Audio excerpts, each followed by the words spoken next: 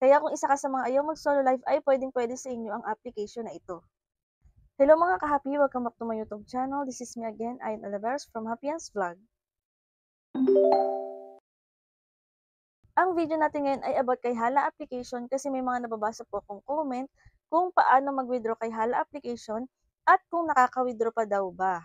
So yun mga B, talaga nag-ipon ako ng 100,000 points or $10 para maka-withdraw dito at mapakita sa inyo yung proof na pwede pa talagang sumahod kay Hala application. Pero bago yun mga B, sa mga hindi pa nakakaalam kung ano nga ba si Hala application, isa rin po siyang live streaming application na kung saan ay pwede tayong audio live lang yung task. So mag-open ka lang ng sarili mong party live. Pabor na pabor po ito sa mga ayaw mag-solo live. Kaya kung isa ka sa mga ayaw mag-solo live ay pwedeng-pwede sa inyo ang application na ito. So may nagawa naman na po akong video about dito kay Hala application pero ipapakita ko na rin sa inyo kasi nag-update po kasi si Hala app so medyo na iba na yung tasking. So ayun mga B, sa mga ordinary host dyan, kung napapansin nyo tong today live task, sa mga nalilito po dyan bakit hindi nila maklaim itong 1,200 points is kailangan nyo pong ma-receive yung gifts na 24,000 points bago nyo maklaim ito. So hindi ko na yung ginagawa. Dito lang ako sa on mic for 2 hours. So dito sa on mic for 2 hours, ang ginagawa ko is nag-open ako ng sarili kong panel and then i-click mo lang naman yan mga B, may mic na yan and then yan, upo ka lang sa pinakang-taas and then tatakbo na yung oras mo yan.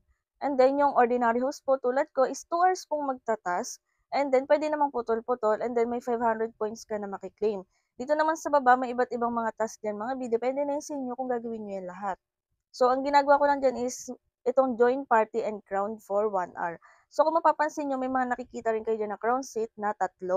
Pero kapag magta-task po kayo dapat sa ibang panel. So kailangan makikiupo po kayo sa ibang panel naman. So for example, dito makikiupo tayo and then yan, hintayin mo lang na mag 1 hour and then kailangan nyo pong hagisan yung sarili nyo ng worth 300. So, pwede nyo hagisan yung sarili nyo dito mga B. For example, ayan, hagisan ko yung sarili ko ng royal hat. Ayan, 300 coins. Para maklaim nyo po yung yung sa task. Para maklaim nyo yung another 800. So, kung makikita nyo kasi dito sa task mga B, join party and ground for 1 hour. So, ayan, may check na yung 210 over 150 points. So, kailangan kasi may maklaim tayo na 150 points para maklaim din natin yung 800 points after ng 60 minutes na tasking natin. So, ganun yung task ngayon mga B kay Hala app. 2 hours po kayong magpa-party live ng sarili nyong panel and then 1 hour po kayong makikiupo sa crown seat ng ibang panel. So, pwede nyo rin ako i-follow kung gusto nyo makiupo or makitask dito kung wala kayong maupuan dyan. May mga nakikiupo rin naman po dito, mga hindi ko kilala, pinapabayaan ko lang kasi okay lang naman yung para makapag-tasking sila. Pero makiklaim nyo lang po yung 800 points na yan kapag nakipag-trade po kayo or hinagisan nyo yung sarili nyo ng kahit 300 coins tulad ng ginawa ko kanina. So, in mga B, proceed na po tayo sa kung paano mag-withdraw kasi may mga nagtatanong dito kung paano mag-withdraw. So, para mag-bind ng GCash or kung anong gagamitin nyo ay keep on watching. So, i-click nyo yung inyong Dayas and then may makikita kayo dito na cash out, exchange, and transfer. So, dito tayo mga B sa cash out and then click nyo yung currency type. So, dito pili na kayo kung ano yung gagamitin nyo pag-withdraw. Mayroong USDT, ePay, Binance, Binance USDT. So, ako, ang pipiliin ko ay Philippines. Dahil GCash po yung aking gagamitin. So, ayan. Mayroon dito recommended method, GCash and Maya. So, GCash tayo.